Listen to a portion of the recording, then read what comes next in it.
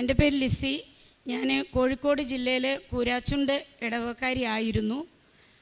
ഞാൻ പിന്നെ 2014 ഒരു സംരംഭകയായിട്ട് 4000 രൂപ മുതൽ മുടക്കിൽ സ്വന്തമായിട്ട് എന്തെങ്കിലും ചെയ്യണമെന്ന ആഗ്രഹത്താൽ ഒരു സംരംഭം തുടങ്ങി. സ്വന്തമായിട്ട് എന്തെങ്കിലും ഒരു ബിസിനസ് ചെയ്യണം എന്നുള്ള ആഗ്രഹത്താൽ ഞാനൊരു 4000 രൂപ മുതൽ മുടക്കി ഒരു മെഴുകുതിരി നിർമ്മാണം തുടങ്ങി. അത് നല്ല രീതിയിൽ മുമ്പോട്ട് പോയി. ആ സംരംഭം വളർന്ന് ഓൾ പേപ്പർ പ്രോഡക്റ്റ് മാനുഫാക്ചറിങ് യൂണിറ്റായി 10ഓളം വന്നും പോയും നിൽക്കുന്നതും സ്ഥിരമായിട്ടുള്ളവരുമായ 3-4 വർഷം കൊണ്ട് 10ഓളം സ്റ്റാഫിന് ശമ്പളം കൊടുക്കുന്ന നല്ലൊരു സംരംഭകയായിട്ട് മാറി. ഞാൻ മനോരമ പത്രങ്ങളിലും മാതൃഭൂമി, ദീപിക, ഈ പത്രങ്ങളിലെല്ലാം, ഫോക്കസ് മനോരമയിലും നല്ല സംരംഭകയ്ക്കുള്ള പേജുകളിലെല്ലാം ഞാൻ ഇടം പിടിച്ചു. ചില ചാനലുകളിലെല്ലാം ഇൻ്റർവ്യൂ കാര്യങ്ങളെല്ലാം വന്നു. അങ്ങനെ 4 വർഷം കൊണ്ട് 26 ലക്ഷം രൂപ ഫിക്സഡ് അസറ്റ് ഉള്ള ഒരു പ്രസ്ഥാനമായിട്ട് ഞാൻ ഈ ഒരു യൂണിറ്റിനെ വളർത്തിക്കൊണ്ടുവന്നു. ആ ഒരു സമയത്താണ് എനിക്ക് വർക്കിംഗ് ക്യാപിറ്റലിൻ്റെ ആ ഒരു കൂടുതലായിട്ട് വേണ്ടി വന്നു. ഞാൻ ചിന്തിച്ചു, ഒരു പാർട്ട്ണർഷിപ്പ് വേണം, എങ്കിലേ എനിക്ക് ഈ ഒരു സംരംഭം മുമ്പോട്ട് കൊണ്ടുപോകാൻ പറ്റുള്ളൂ. ആ ചിന്ത വന്നത് എൻ്റെ ജീവിതത്തിൻ്റെ തകർച്ചയുടെ ആരംഭമായിരുന്നു. അങ്ങനെ 1-2 പേര് കമ്പനി വന്ന് കണ്ടു. പാർട്ട്ണർഷിപ്പ്, ഫിക്സഡ് അസറ്റും എക്യുപ്മെൻറ്റ്സും ഒക്കെ കൂടി 26 ലക്ഷം രൂപ വിലയിട്ടു. 13 ലക്ഷം രൂപ 2 ഗഡുക്കളായി അവരെ എനിക്ക് തരാൻ തീരുമാനിച്ചു. ആദ്യത്തെ ടൈമിൽ 13 ലക്ഷം രൂപ തന്നു. 13 ലക്ഷം രൂപ തന്നില്ല, 6 ലക്ഷം രൂപ തന്നു. രണ്ടാമത് അതിൻ്റെ ബാലൻസ് എമൗണ്ട് തന്നപ്പോൾ ഞാൻ ആ പ്രോഡക്റ്റുമായിട്ട് 2 ആഴ്ച കൂടുമ്പം ശിവകാശിയിൽ നിന്നാണ് പർച്ചേസ് ചെയ്യുന്നത്. ഞാൻ ഒറ്റയ്ക്കാണ് പോകുന്നത്. അവിടെ പോയി 10 ടൺ വീതം പേപ്പർ, വാഴയില, പേപ്പർ പ്ലേറ്റ്, ഗ്ലാസ്, എല്ലാ ഐറ്റംസിൻ്റെ റോ മെറ്റീരിയൽസ് 10 ടണ്ണിൻ്റെ ഒരു വണ്ടിക്ക് കയറ്റിവിടും. ഈ യാത്രയിൽ എൻ്റെ കയ്യിൽ നിന്നും പണനഷ്ടമുണ്ടായി. അങ്ങനെ യാത്രയിൽ ഈ പണം നഷ്ടപ്പെട്ടു. എന്ത് ചെയ്യണമെന്നറിയാതെ ഞാൻ നിന്നു. പക്ഷേ ആ സമയത്ത് എന്തോ ഇത്ര പേര് തൊഴിലാളികൾ നിൽക്കുന്നു, എനിക്ക് ഇത്രയും കഷ്ടപ്പെട്ട് ഞാൻ വളർത്തിക്കൊണ്ട് വന്ന ഒരു സ്ഥാപനം, എൻ്റെ ഒരു ഓവർ കോൺഫിഡൻസ് എന്തോ ആകാം, നഷ്ടപ്പെട്ട പൈസ ഇവിടെ ഒരു ദിവസം ഞാൻ അവിടെ വെയിറ്റ് ചെയ്ത് എന്ത് ചെയ്യണമെന്നറിയാതെ സമാനമായ തുക എൻ്റെ ഫ്രണ്ട്സിൻ്റെയും മറ്റുള്ളവരുടെ കയ്യിൽ നിന്നെല്ലാം ഞാൻ കളക്ട് ചെയ്ത് അവിടുന്ന് ലോഡ് എടുത്തു പോന്നു. പക്ഷേ ഈ പാർട്ട്ണർഷിപ്പ് വന്നവരോട് എനിക്കിത് തുറന്നു പറയാൻ പറ്റിയില്ല. കാരണം പറയണ്ട എന്ന് വിചാരിച്ചു. പറഞ്ഞാൽ ഇത് ഏത് രീതിയിൽ എടുക്കും, എൻ്റെ മകനോട് മാത്രം ഞാൻ പറഞ്ഞു. അങ്ങനെ ഇവർ ഏത് രീതിയിൽ എടുക്കും എന്ന് എനിക്കറിയില്ല. ഇങ്ങനെ എൻ്റേതായ ബുദ്ധി കൊണ്ട് ഞാൻ ഒരു അതിബുദ്ധി എന്നേ എനിക്കത് പറയാൻ പറ്റുള്ളൂ. അവിടുന്ന് മേടിച്ച് ഇവിടെ കൊടുത്ത്, ഇവിടുന്ന് മേടിച്ച് അവിടെ കൊടുത്ത്, എങ്ങനെയൊക്കെയോ കാര്യങ്ങൾ കൈവിട്ടു പോയി. ആദ്യത്തെ 1 മാസം ഇവർക്ക് ലാഭം കൊടുത്തു, 2ാമത്തെ മാസം പകുതി ലാഭം കൊടുത്തു, 3ാമത്തെ മാസമായപ്പോഴത്തേക്കും എനിക്കൊന്നും കൊടുക്കാൻ വയ്യാതെ വന്നു. 6 മാസത്തോളം അവർ വെയിറ്റ് ചെയ്തു. അതിനുശേഷം അവർ വന്നു, കമ്പനി വന്നു, ഇത് സാധിക്കില്ല, സ്റ്റാഫുകളെല്ലാം ജോലി ചെയ്യുന്നുണ്ട്, ഇനി ഈ സ്ഥാപനം ഇങ്ങനെ മുന്നോട്ട് പോകാൻ പറ്റില്ല, അതുകൊണ്ട് നിങ്ങളിവിടെ നിന്ന് ഇറങ്ങിത്തരണം എന്നെന്നോട് പറഞ്ഞു. അപ്പം ഞാൻ കാലുപിടിച്ച് പറഞ്ഞു, നിങ്ങളോട് തുറന്ന് പറയാത്തത് എൻ്റെ തെറ്റാണ്, മാനേജ് ചെയ്യാമെന്ന് ഞാൻ വിചാരിച്ചു. അപ്പോൾ പറഞ്ഞു, അത് സാധിക്കില്ല, ഈ സ്ഥാപനത്തിൽ നിന്ന് നിങ്ങൾ ഇറങ്ങിത്തരണം, ഈ സ്ഥാപനം ഞങ്ങൾക്ക് ഞങ്ങൾ മുടക്കിയ മുതൽ ഞങ്ങൾക്ക് കിട്ടണമെങ്കിൽ ഈ സ്ഥാപനം നിങ്ങൾ എഴുതി തരണമെന്ന് പറഞ്ഞു. അങ്ങനെ എൻ്റെ കയ്യിൽ നിന്ന് താക്കോല് വാങ്ങി സ്റ്റാഫൊക്കെ നോക്കി നിൽക്കുവാണ്. ഞാനൊരു കുറ്റവാളിയെപ്പോലെ ഞാൻ അവിടെ നിൽക്കുവാണ്.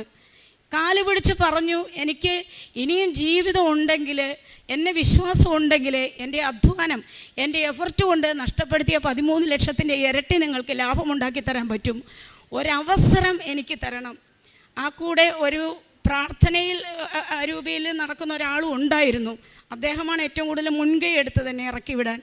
ഞാൻ കണ്ണുനീരോടുകൂടി ഞാൻ അവിടുന്ന് പുറത്തിറങ്ങി. എൻ്റെ ആധാർ കാർഡ്, പാൻ കാർഡ് എല്ലാം കമ്പനിയിലാണ്, ബാങ്ക് പാസ്ബുക്ക് ഒന്നും എടുക്കാൻ ഇവർ സമ്മതിച്ചില്ല. പുറത്തിറങ്ങിയപ്പോൾ എന്നോട് പറഞ്ഞു, നിങ്ങളുടെ പാസ്പോർട്ട് വേണം. ഞാൻ 2008 ഫ്രാൻസിൽ ജോലി ചെയ്തതാണ്. അപ്പോൾ എനിക്ക് ആമവാദം വന്നു. അവിടുത്തെ ക്ലൈമറ്റുമായിട്ട് എനിക്ക് ജോലി ചെയ്യാൻ പറ്റാതെ വന്നിട്ടാണ് ഇവിടെ. അന്ന് ഹസ്ബൻഡിനൊരു ആക്സിഡൻറ്റ് വന്നിട്ട് എല്ലാം പോയി, സമ്പാദ്യമെല്ലാം പോയിരുന്നു. അങ്ങനെയാണ് ഈ 4000 രൂപ തുടങ്ങിയത് ഈ പ്രസ്ഥാനം. അങ്ങനെ ഞാൻ ഇറങ്ങിയപ്പോൾ ഇവർ പറഞ്ഞു, പാസ്പോർട്ട് കൊണ്ട് തരണം, ഇല്ലെങ്കിൽ നീ ഇവിടുന്ന് മുങ്ങും. അപ്പം എനിക്ക് ബുദ്ധി പോയില്ല. പാസ്പോർട്ട് കൊടുത്താൽ ഞാൻ ഈ കടം എങ്ങനെ വീട്ടും?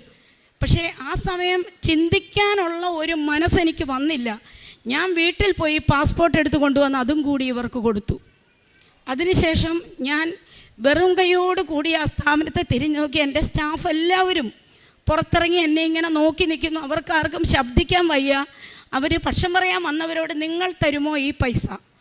മുതലും അവരുടെ ലാഭവും എല്ലാം കൂടെ കൂട്ടി 21 ലക്ഷം രൂപ കണക്കെഴുതി വെച്ചിട്ടുണ്ട്. അപ്പോൾ അവരും അവിടെ നിശബ്ദമായി. ഞാൻ അങ്ങനെ എൻ്റെ വീട്ടിൽ വന്നു. വീട്ടിൽ വന്നു കഴിഞ്ഞപ്പോൾ ബാധ്യതയുള്ളവരൊക്കെ വീട്ടിലേക്ക് വരാൻ തുടങ്ങി. 1 മാസം ഞാൻ വീട്ടിൽ താമസിച്ചു. ഹസ്ബൻഡും അമ്മായി അമ്മയും പ്രശ്നങ്ങൾ തുടങ്ങി. വീട്ടിൽ പൈസ അവരെ ഒരിക്കലും കുറ്റം പറയാൻ പറ്റില്ല. അവരുടെയും സ്വസ്ഥത നഷ്ടപ്പെട്ടു. ഞാനാണെങ്കിൽ ഒരു റൂമിൽ കയറി ലൈറ്റ് പോലും ഇടാതിരിക്കുന്നു. പുറത്തേക്ക് ഇറങ്ങി വരുന്നില്ല. പൈസ കൊടുക്കാനുള്ളവർ വീട്ടിൽ വരുന്നു. അവരും മടുത്തു. ആഹാരം കഴിക്കാൻ സാധിക്കാത്ത ഹസ്ബൻഡ് ഒരുവിധം നല്ല മദ്യപാനിയാണ്. ഒരു 100 രൂപ എൻ്റെ കുഞ്ഞുങ്ങൾക്ക് കൊടുക്കണമെങ്കിൽ ഞാൻ കൊടുക്കണം. അങ്ങനെ ഞാൻ വീട്ടിൽ വന്നു. ഇവർ ഉറങ്ങും. അമ്മ കുറച്ച് റഫായിട്ടാണ് പെരുമാറുന്നത്. ആഹാരം കഴിക്കാൻ നേരം ആകുമ്പോൾ എവിടുന്നെങ്കിലും വരും. ഒരു ദിവസം ആഹാരം കഴിക്കാൻ ഞാൻ ചെന്നപ്പം ഇങ്ങനെ പറഞ്ഞപ്പോൾ ഞാൻ കാത്തിരിക്കും ഉറങ്ങാൻ വേണ്ടി. അന്നുവരെ ആ കുടുംബത്തെ സംരക്ഷിച്ചതാണ് ഞാൻ. ഒരുപക്ഷെ ക്ഷമിക്കണം, എനിക്ക് ഇത് പറഞ്ഞാലേ എൻ്റെ ഇനി പിന്നെ ഇത് പൂർത്തിയാകുള്ളൂ, ഈ സാക്ഷ്യം പൂർത്തിയാകും. അതുകൊണ്ടാണ് ഞാനിത് പറയുന്നത്. എല്ലാവരും കേൾക്കുമല്ലോ, അതുകൊണ്ടാണ് അത് പറയുന്നത്. അപ്പം ഞാൻ ഉറങ്ങാൻ പാത്രത്തിൻ്റെ ഒച്ച കേൾപ്പിക്കാതെ ചോറെടുത്ത് അടുക്കള വശത്തു കൂടി മുറ്റത്ത് പോയിരുന്ന് കഴിച്ച് ശബ്ദം കേൾക്കാതെ കഴുകി വെച്ചിട്ട് ഞാൻ പോയി കിടക്കും. ഇങ്ങനെയായി കഴിഞ്ഞു. സഹി കേട്ട് അമ്മ പറഞ്ഞു ഇവിടുന്ന് ഇറങ്ങിയേ മതിയാവൂ. ഒരു ദിവസം രാത്രി 12 മണിയായി. സന്ധ്യയ്ക്ക് 7:30 തുടങ്ങിയ വഴക്കാണ്. ഒരു 12:30 ആയപ്പം അമ്മ 2 ബാഗിൽ ഡ്രസ്സ് എടുത്തു. നീ ഇവിടുന്ന് ഇറങ്ങിയില്ലെങ്കിൽ ഞാൻ ഇറങ്ങും. ഞാൻ പറഞ്ഞു നേരം വെളുക്കുന്നവരെ ഞാൻ കിടന്നോട്ടെ, രാവിലെ ഞാൻ സമാധാനം ഉണ്ടാക്കാം. പറ്റില്ല, ഇപ്പോൾ ഇറങ്ങണം. അല്ലെങ്കിൽ ഞാൻ ഇറങ്ങുമെന്ന് അമ്മ മുറ്റത്തിറങ്ങി. ഞാൻ ചിന്തിച്ചു, വയസ്സായ അമ്മ ഇറങ്ങിയാൽ എല്ലാവരും എന്നെ കുറ്റപ്പെടുത്തും. അമ്മ പോകണ്ട, ഞാൻ പോകാമെന്ന് പറഞ്ഞ് വേഗം എനിക്ക് അന്നേരം ഡ്രസ്സ് എടുക്കണോ എന്തെടുക്കണോ എന്നുള്ള ഒരു തോന്നിയില്ല. ഞാൻ വേഗം മുറ്റത്തേക്ക് ഇറങ്ങിക്കഴിഞ്ഞാണ് വിചാരിക്കുന്നത് ഡ്രസ്സ് എടുക്കണമല്ലോ എന്ന്. തിരിച്ച് ഡ്രസ്സ് എടുക്കാൻ കിടന്ന് നോക്കുമ്പോൾ ഹസ്ബൻഡ് പറഞ്ഞു നീ ഇട്ട വസ്ത്രത്താൽ ഇവിടുന്ന് ഇറങ്ങണം, ഞങ്ങൾക്ക് സമാധാനമായിട്ട് ജീവിക്കണം. ഞാൻ കരഞ്ഞു പറഞ്ഞു എനിക്ക് ഒരു ജോഡി ഡ്രസ്സ് മാറിയിടാൻ വേണം. സമ്മതിച്ചില്ല. മക്കൾ 2 പേരും ഉറങ്ങുവാണ്, പിള്ളേരറിയുന്നില്ല. ഞാൻ അവിടുന്ന് ഇറങ്ങി. അവർ വാതിലടച്ചു, ലൈറ്റ് ഓഫ് ചെയ്തു. മുറ്റത്തിൻ്റെ തൊട്ട് താഴെ ഒരു സ്ഥലമുണ്ട്, ഒരു പാറയൊക്കെ ആയിട്ട്. ഇപ്പുറത്തൂടെ വഴിയാണ്. ഞാൻ അവിടെ പതുങ്ങിയിരുന്നു. കാരണം ആൾക്കാർ അങ്ങനെ അങ്ങോട്ടും ഇങ്ങോട്ടും പോകും വരുമൊക്കെ ചെയ്യുന്നുണ്ട്. കാണണ്ട വെളിച്ചം, ടോർച്ചിൻ്റെ വെളിച്ചം കാണുമ്പോൾ ഞാൻ കുറച്ചും കൂടി കുനിഞ്ഞിരിക്കും. കാരണം ഇവിടെ ഇരിക്കുന്നത് എന്താണെന്ന് ചോദിക്കുമല്ലോ. ഒരുവിധം 4:30 വരെ ഞാൻ നേരം വെളുപ്പിച്ചു. 4:30 ആയപ്പം പതുക്കെ നടന്നു. ഞാൻ കൂരാച്ചുണ്ട് പോലീസ് സ്റ്റേഷനിൽ പോയി. അവിടെ ചെന്നപ്പോൾ അവിടെ സ്റ്റാഫൊക്കെ നൈറ്റ് ഡ്യൂട്ടിയിലിരിക്കുന്നവരാണ്. SI വരട്ടെ എന്ന് പറഞ്ഞു. വന്നു. ഞാൻ കാര്യം പറഞ്ഞു. അപ്പോൾ SI പറഞ്ഞു നിങ്ങളൊരു പരാതി എഴുതി തരണം. ഈ ഒരു കാര്യത്തിൽ ഞങ്ങൾക്ക് ചെയ്യാൻ പറ്റുന്നത് ഭർത്താവിനെയും അമ്മായി അമ്മേനെയും വീട്ടിൽ നിന്ന് ഇറക്കി വിട്ട് നിങ്ങൾക്ക് അവിടെ താമസിക്കാം. ഞാൻ ആലോചിച്ചു, അത് വേണ്ട, അതും നെഗറ്റീവ് റിസൾട്ട് ഉണ്ടാക്കും എനിക്ക്. ഞാൻ പറഞ്ഞു വേണ്ട സാറേ, ഞാൻ എൻ്റെ കാര്യത്തിലൊരു തീരുമാനമാക്കിക്കോളാം. അമ്മ ഇത്രയും പ്രായമായതാണ്. ഞാനപ്പോൾ എൻ്റെ കയ്യിൽ ഒന്നുമില്ല. ഞാൻ അവർക്ക് 100 രൂപ വീതം വനിതാ SIയുടെ കയ്യിൽ നിന്നും എല്ലാവരുടെ കയ്യിൽ നിന്ന് അവർ കളക്ട് ചെയ്തൊരു 1000 രൂപ എൻ്റെ കയ്യിൽ തന്നു. ഇത് 2-3 ദിവസത്തേക്കോ ഒരാഴ്ചത്തേക്കോ കഴിയാനുള്ളതുണ്ട്. അതിനുള്ളിൽ എന്തെങ്കിലും ഒരു തീരുമാനമെടുക്കണം. ഞാനങ്ങനെ സ്റ്റേഷനിൽ നിന്ന് പുറത്തിറങ്ങി. ഞാൻ ഈ 1000 രൂപ കയ്യിലുണ്ട്. ഞാൻ നേരെ ബസ് സ്റ്റാൻഡിൽ ചെന്ന് ബസ് കയറി. കോഴിക്കോട് KSRTC ബസ്സിൽ ഞാൻ ബസ് ഇറങ്ങി. അവിടെ ഇരുന്നു. ഞാൻ എന്ത് ചെയ്യണമെന്ന് എനിക്കറിയില്ല. പരിചയമുള്ളവരെന്നെ കാണും, അത് കാണാനും പാടില്ല. ഞാൻ വേഗം അവിടെ ഒരു ചർച്ച് ഏതാ ഉള്ളതെന്ന് അവരോട് അന്വേഷിച്ചു. അപ്പോൾ അമലാപുരി ചർച്ച്. ഞാൻ അവിടെ ചെന്നു. അവിടെ ചെന്നപ്പോൾ നിത്യാരാധന ചാപ്പലിൽ കയറിയിരുന്നു. അവിടെ കയറിയിരുന്നത് പ്രാർത്ഥിക്കാൻ വേണ്ടിയല്ല, എനിക്കാരും കാണരുത് എന്നെ, അതിനു വേണ്ടിയിട്ടാണ് ഞാൻ അവിടെ കയറിയിരിക്കുന്നത്. അങ്ങനെ അന്ന് നിത്യാരാധന ചാപ്പലിൽ വൈകുന്നേരം വരെ ഇരുന്നു. വൈകുന്നേരം ആയാൽ അവിടെ ഇരുത്തില്ലല്ലോ. 9 മണിക്ക് അടയ്ക്കും. 9 മണിയാകാൻ നിന്നാൽ എനിക്ക് ഇരുട്ടത്ത് വഴിയറിയില്ല, നടന്നു പോകാൻ. കോഴിക്കോട് ടൗണാണ്. ബസ് സ്റ്റാൻഡിലേക്ക് ഒരു ഓട്ടോ പിടിച്ച് പോകാൻ എൻ്റെ കയ്യിൽ പൈസ ഇല്ല. ഈ തന്ന 1000 രൂപ സൂക്ഷിച്ച് ചിലവാക്കിയില്ലെങ്കിൽ എനിക്ക് എത്ര ദിവസം ഇങ്ങനെ ജീവിക്കണം എന്നറിയില്ല. ആത്മഹത്യ ചെയ്യാനാണ് തീരുമാനം. ഏത് രീതിയിൽ മരിക്കാൻ നോക്കിയിട്ട് മരിച്ചില്ലെങ്കിൽ അതും പ്രശ്നം. അതുകൊണ്ട് പെട്ടെന്ന് മരിക്കുന്ന ഒരു വഴി തിരഞ്ഞെടുക്കാൻ വേണ്ടി രാവിലെ ഞാൻ നിത്യാരാധന ചാപ്പലിൽ പോയിരിക്കും. പ്രാർത്ഥിക്കുന്നൊന്നുമില്ല. കുറേ ആൾക്കാർ വന്നു പോകും, കുറച്ച് ഉറങ്ങും. വൈകുന്നേരം ഒരു ദിവസം KSRTC ബസ് സ്റ്റാൻഡിൽ വെയിറ്റിംഗ് റൂമിലിരിക്കും. അതിൻ്റെ പിന്നെ വേറൊരു ദിവസം റെയിൽവേ സ്റ്റേഷനിലേക്ക് നടക്കും, അവിടുത്തെ വെയിറ്റിംഗ് റൂമിലിരിക്കും. 3-ാം ദിവസം ഇട്ട ഡ്രസ്സ്, നമ്മൾ സ്ത്രീകൾക്കറിയാം ഒരു ദിവസം ഡ്രസ്സ് മാറിയില്ലെങ്കിൽ നമ്മുടെ ഒരു അവസ്ഥ. പക്ഷെ ഞാൻ അതിനെക്കുറിച്ചൊരു ബോധവതിയല്ല. ഞാൻ വിചാരിച്ചു മാവേലി എക്സ്പ്രസ് വരും, അതിനു മുമ്പിൽ ചാടിയാൽ വേദന അറിയാതെ ഒരു സെക്കൻഡ് കൊണ്ട് തീരും. ഞാനപ്പോൾ ഒരു പേപ്പറും പേനയും മേടിച്ചു. എൻ്റെ മകന് കത്തെഴുതി, സർക്കാരിന് കത്തെഴുതി, എൻ്റെ സ്ഥാപനം പിടിച്ചു വെച്ചവർക്ക് കത്തെഴുതി. എൻ്റെ മക്കൾക്ക് ഈ ബാധ്യത വരാത്ത രീതിയിൽ എന്തെങ്കിലും ചെയ്യണം. ഇൻഷുറൻസൊക്കെ ഉണ്ട് കമ്പനിക്ക്. ഞാൻ അങ്ങനെ കത്തെഴുതി. ഞാൻ വൈകുന്നേരം മാവേലി എക്സ്പ്രസ് വരുമ്പം ചാടാൻ കണക്കാക്കി നിൽക്കും. ആലപ്പുഴ റൂട്ടിന് പോകുന്ന ട്രെയിനാണ്. ഞാൻ ഇരുട്ടത്ത് മാറി ഒരു ബെഞ്ചിലിരുന്നു. കണ്ണുനീരോട് കൂടി എൻ്റെ മക്കളെ മനസ്സിൽ വിചാരിക്കുന്ന, എനിക്ക് കരയുന്നില്ല, ശരിക്കും ചിരിച്ചുകൊണ്ടാണ് ഞാൻ ഈ സാക്ഷ്യം പറയുന്നത്. ഇന്നിവിടെ ഞാൻ നിൽക്കാൻ അനുഭവം ഉണ്ടായത് എല്ലാം നഷ്ടപ്പെട്ടതുകൊണ്ടാണ്. ഞാൻ അങ്ങനെ അവിടെ ഇരുന്നു. ഒരു 7:45, 7:30 ആയപ്പോൾ ഒരു ചേച്ചി വന്നു. അന്ന് കൃപാസനം എന്ന് പറയുന്നത് അത്ര പ്രശസ്തിയില്ല. ഈ ഒരു ചേച്ചി വന്നൊരു പത്രവും കൊണ്ടുവന്നു. എന്നോട് പറഞ്ഞു, മോളെ ഈ കരഞ്ഞുകൊണ്ടിരിക്കുമല്ലേ, ഈ പത്രം വായിക്കുന്നത്. ഞാൻ ദേഷ്യപ്പെട്ടു. ഈ പത്രം വായിക്കാനുള്ള മാനസികാവസ്ഥയല്ല എനിക്ക്, നിങ്ങൾ നിങ്ങളുടെ വഴിക്ക് പോകുന്നു ഞാൻ പറഞ്ഞു. ഞാൻ അവിടെ ഇരുന്നു. 9 മണി കഴിഞ്ഞു. ട്രെയിൻ വരുന്ന സമയം ഏകദേശം ആയി വരുന്നു. ഞാൻ തയ്യാറെടുക്കുവാണ്. ആദ്യത്തെ അനൗൺസ് കേട്ടു. ഈ ചേച്ചി എൻ്റെ തൊട്ട് സൈഡിൽ നിൽക്കുവാണ്. ചേച്ചി തൊട്ടപ്പുറത്തെ കസേരയിൽ ഈ പത്രം വെച്ചു. മോളെ, ഞാൻ പോയിട്ട് എനിക്ക് സമാധാനമില്ല. ഈ പത്രം ഞാനിവിടെ വെച്ചിട്ട് പോവുകയാണ്. ഈ പത്രം മോൾക്കൊരു ഉത്തരം തരും. മോൾ കരയുമല്ലേ, മനസ്സുണ്ടെങ്കിൽ ഇതെടുത്ത് വായിക്കൂ. ഞാൻ നോക്കിയില്ല, അവരെ നോക്കിയില്ല. എൻ്റെ ലക്ഷ്യം മുഴുവൻ റെയിൽവേ പാളത്തിലാണ്. വരുമ്പോൾ ചാടണം. ഉന്നം തെറ്റിപ്പോയാൽ പിന്നെ എല്ലാവരും കൂടി എന്നെ തല്ലിക്കൊല്ലും, പൈസ കൊടുക്കാനുള്ളവരൊക്കെ. ഞാനപ്പോൾ എന്ത് ചെയ്തു? ഒരു 2 മിനിറ്റ് കഴിഞ്ഞപ്പോൾ എൻ്റെ ശ്രദ്ധ ഈ പത്രത്തിലേക്ക് വന്നു. വെറുതെ ഞാൻ ഈ പത്രം കയ്യിലെടുത്തു. ആദ്യം നോക്കുമ്പോൾ സാക്ഷ്യങ്ങൾ, ക്യാൻസർ സുഖപ്പെട്ടു, കടബാധ്യത മാറി, പല കാര്യങ്ങൾ. 1 പേജ് വായിച്ചു, 2 പേജ് വായിച്ചു. ട്രെയിൻ വന്നു നിന്നു. ചാടാൻ പറ്റിയില്ല. ട്രെയിൻ അവിടെ വന്നു നിന്നു. ഞാൻ അപ്പോഴാണ് വിചാരിച്ചത് എൻ്റെ ഉദ്ദേശം ഇവിടെ നഷ്ടപ്പെട്ടു. അപ്പോൾ ഞാൻ എന്ത് ചെയ്തു എന്ന് ചോദിച്ചാൽ, എനിക്ക് ഈ പത്രത്തിൻ്റെ ലാസ്റ്റ് പേജ് നോക്കി, ഇതെവിടെയാണ്. അപ്പോൾ കൃപാസനം. അപ്പോൾ ഞാൻ ഒത്തിരി ബൈബിൾ വായിക്കുന്ന, അപ്പോൾ പുറപ്പാടിൻ്റെ പുസ്തകത്തിൽ ഒത്തിരി കൃപാസനം. അപ്പോൾ എൻ്റെ മനസ്സിലേക്ക് അത് വന്നു. ഈ കൃപാസനം എന്ന് ഞാൻ എവിടെയൊക്കെ കേട്ടിട്ടുണ്ട്. അപ്പോൾ അഡ്രസ്സ് നോക്കുമ്പോൾ കലവൂരൊന്നും എനിക്കറിയില്ല. ആ സമയം ഈ 1000 രൂപ കയ്യിലുള്ളതിൽ നിന്ന് എൻ്റെ ഇളയ കൊച്ചിന് പനി വന്നപ്പോൾ ഞാൻ എന്ത് ചെയ്തു? KSRTC ബസ്സിന് 100 രൂപ കയ്യിൽ വെച്ചിട്ട് ബാക്കി കൊടുത്തു വിട്ടു. മകന് ഹോസ്പിറ്റലിൽ കൊണ്ടുപോകാൻ. അങ്ങനെ 100 രൂപ എൻ്റെ കയ്യിലുള്ളൂ. 20 രൂപ ഒരു വെള്ളവും ഒരു പഴം പൊരിയും വാങ്ങി ഞാൻ ടിക്കറ്റ് എടുക്കാതെ ഈ ട്രെയിനിൽ കയറി. ഇതെങ്ങോട്ട്? ആലപ്പുഴ വഴിക്ക്. ഞാൻ ഈ നമ്പറിൽ വിളിച്ചിട്ട് ഇവിടെ ഫോൺ എടുക്കുന്നില്ല, കാരണം അത്ര രാത്രിയായല്ലോ. ഞാൻ ആലപ്പുഴ ഇറങ്ങി റെയിൽവേ സ്റ്റേഷനിൽ ഞാനവിടെ ഇരുന്നു.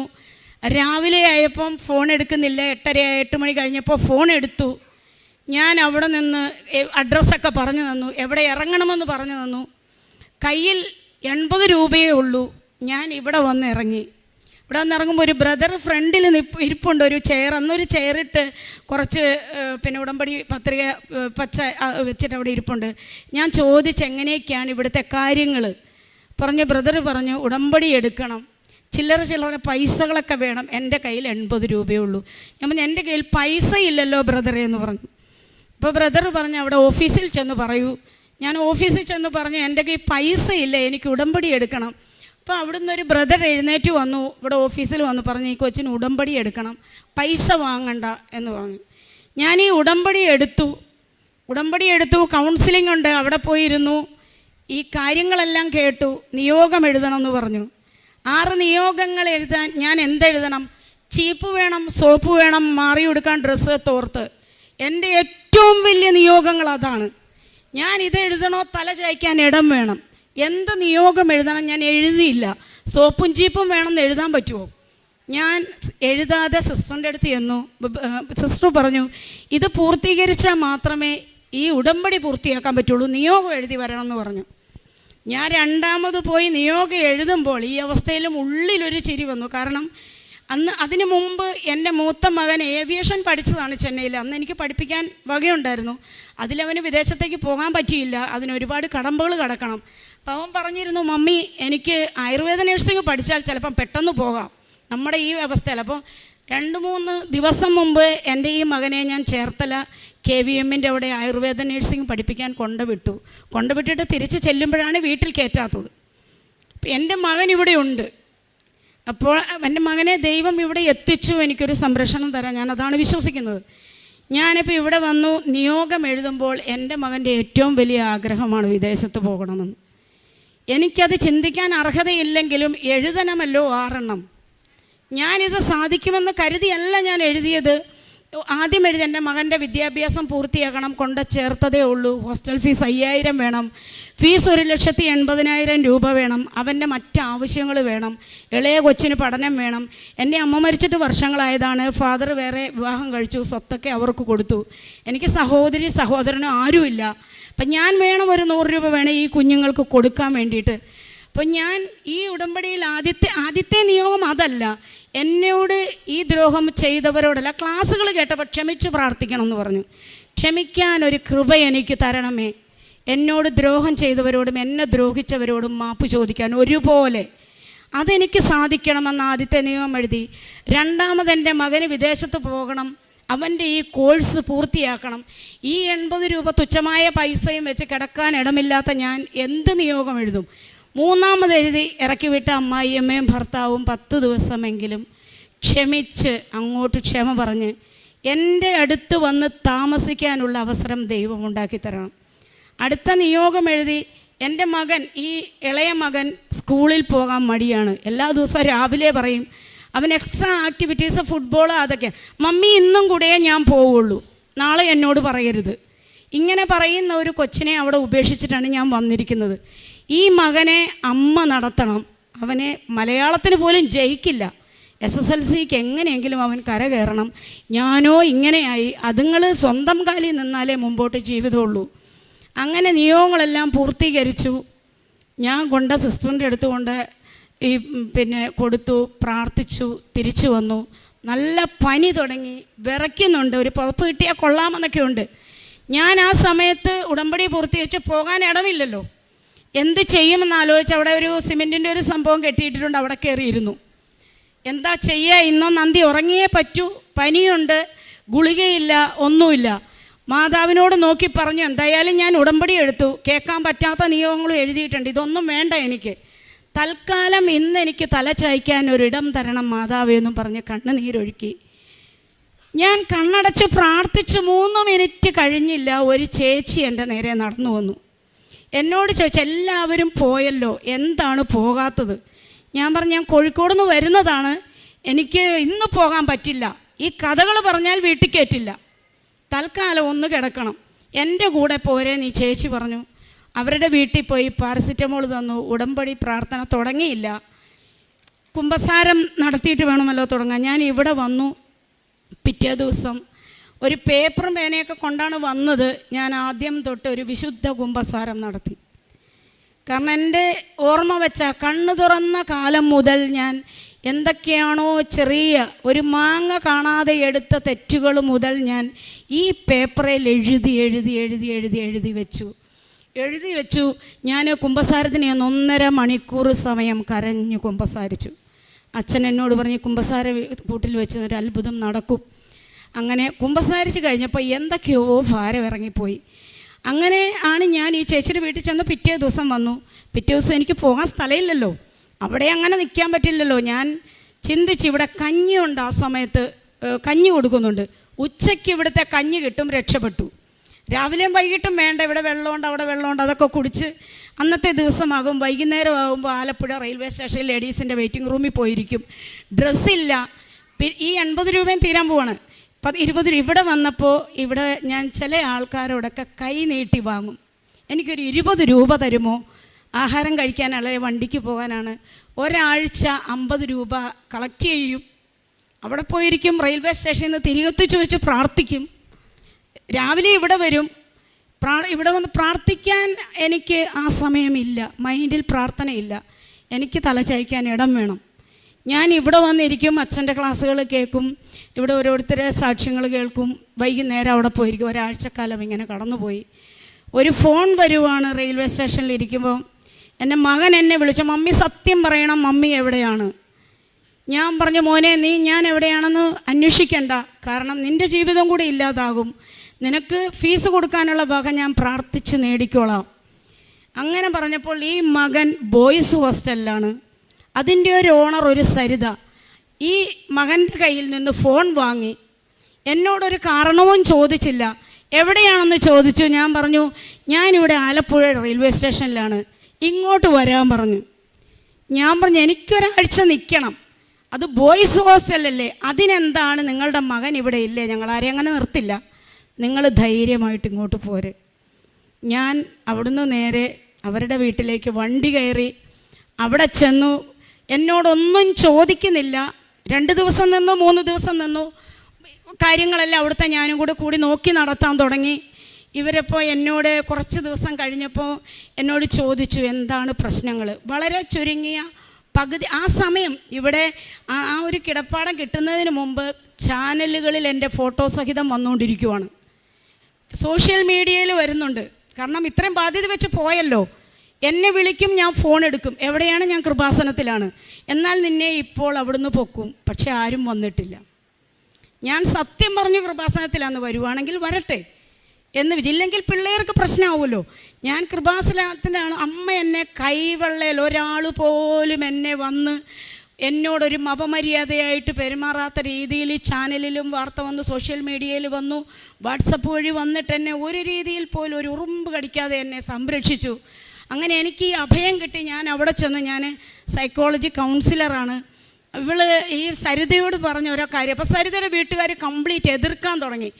ഏതോ നാട്ടിൽ നിന്ന് വന്ന ഒരു സ്ത്രീയെ വീട്ടിൽ കയറ്റി കിടത്താൻ പാടില്ല, ഹസ്ബൻഡ് അടക്കം. എന്താണ് സംഭവം എന്നറിയില്ലല്ലോ, നാളെ ഒരു ആപത്തുണ്ടാക്കി വെച്ചാൽ നമ്മൾ സമാധാനം പറയേണ്ടി വരും. സരിതയെ കൊണ്ട് മാതാവ് പറയിച്ചു, എന്തെങ്കിലും സംഭവിച്ചാൽ ഇതിൻ്റെ ഉത്തരവാദിത്വം ഞാൻ ഏറ്റെടുത്തോളാം.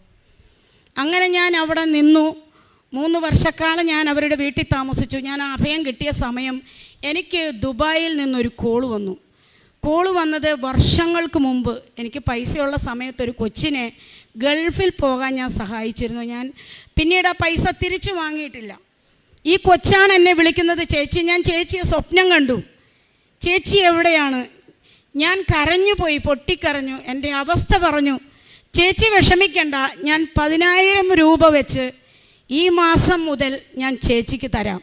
അപ്പോൾ എൻ്റെ സങ്കടം, സരിത അഭയം തന്നു, എനിക്ക് ഭക്ഷണം തരുന്നു, എനിക്ക് താമസിക്കാൻ ഇടം തരുന്നു, പൂർണ്ണ സ്വാതന്ത്ര്യം തരുന്നു.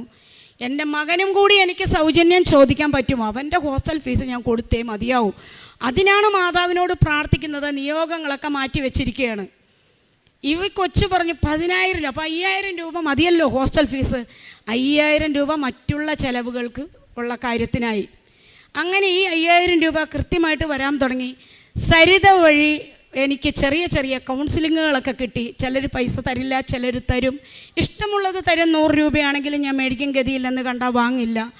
അങ്ങനെ ഞാൻ മുന്നോട്ട് നീങ്ങുവാണ്. ആ സമയത്താണ് മകൻ്റെ കോഴ്സ് പൂർത്തിയാക്കാൻ ഫീസ് അടയ്ക്കണം.